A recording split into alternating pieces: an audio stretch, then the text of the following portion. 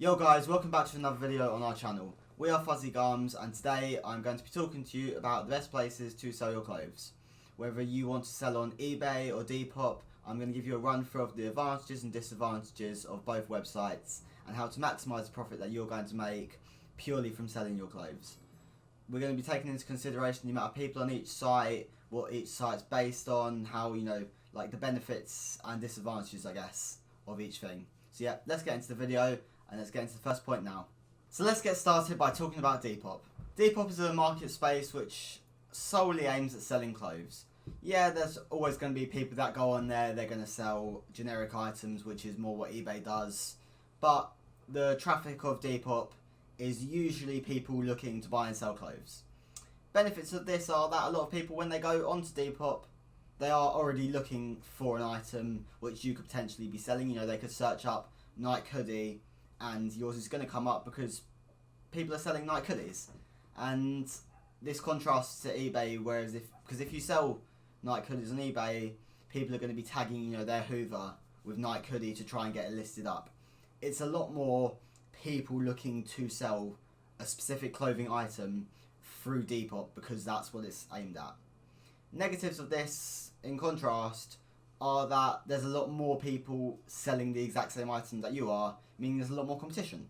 So if someone's selling, again we'll go back to saying a Nike hoodie, you're selling one for £13, they sell it for £12, same hoodie, they're going to buy theirs, so you have to keep an eye on other people. You've got to regularly look at what other people are selling theirs for, their prices, how long it's listed for, and you have to try and find a balance of not being too expensive, not being too cheap, but finding that middle path that suits a good profit margin and will also sell the item relatively quickly. So let's get on to the next point about Depop and we'll go from there. So now we've spoken about that, let's get on to the second point about Depop. Depop is mainly, a lot of people use the app for Depop rather than the website. You can't list on the website, but you can edit things, you can move things around on the page that a lot of people don't know that you can do on the website. But if you're going to be listing an item, you're going to be using the app because that's all you can do. It's an easy to use interface, you have 3 pictures per line, you can scroll through things quickly, just making it easier to see a range of products easily and quickly. So, you search up, I don't know, Puma jumper, which we sold earlier today, and you'll get 3 per line, so you can click on one, click off it, scroll down, find another one you like. It's easy to use. Whereas on eBay, you've got to search it up. You've then got to look one by one through them all. You can't really see much in the pictures. It's horrible to try and do because the app's quite slow. The website is just too confusing to use. So Depop benefits from its easy to use features. If you go onto another easy to use feature on Depop, the messaging system. You can click on the thing, click on an item, message them about it, ask them a question, and they're going to reply relatively quickly because there's a good community on Depop. Whereas eBay, you've got to contact buyer, you've got to do a lot of things for it. It then goes through their email rather than messaging because the messaging's too hard to actually find on the website. And through the messaging on Depop, they can they can sort out your query quickly. Negative of this is that you're only allowed to list 4 pictures on Depop, and the video, eBay, you can list 9 or 10 pictures in the video. You can't direct message people pictures, so if someone asks, can you show me the picture of you wearing this jumper so I can see what it fits like, you've then got to ask for their social media to then send them a DM on Instagram or Snapchat, rather than just being able to send it directly to them. Not too much of an issue because you also can do another listing, but it's a lot more time costly than it should be. Anyway, now we've spoken about Depop, let's get on to eBay. So now that we've spoken about Depop, let's move on to eBay. eBay's our second choice of website to sell our items on. You're limited to how much you can sell per month, so we just prefer to put all of our stock onto Depop and then use eBay for our memorabilia sort of items, stuff that we find harder to sell on Depop, but we know we'll do well on eBay.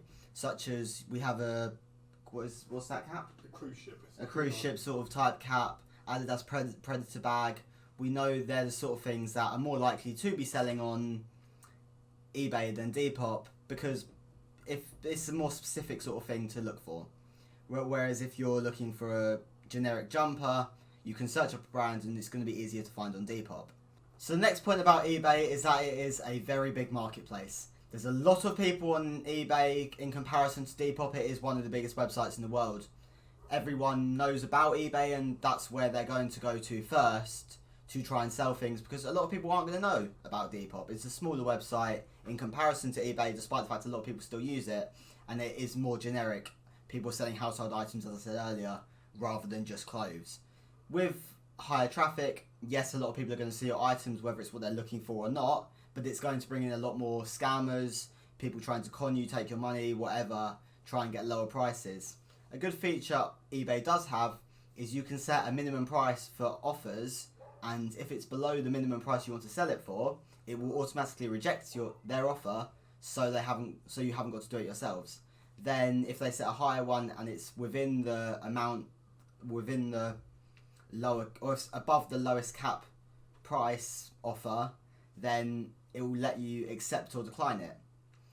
There is a problem with this, being that if you do accept it, they have 48 hours to pay, but then they don't pay and you're left with opening a dispute case, which nothing's really come of, as we had a couple of days ago.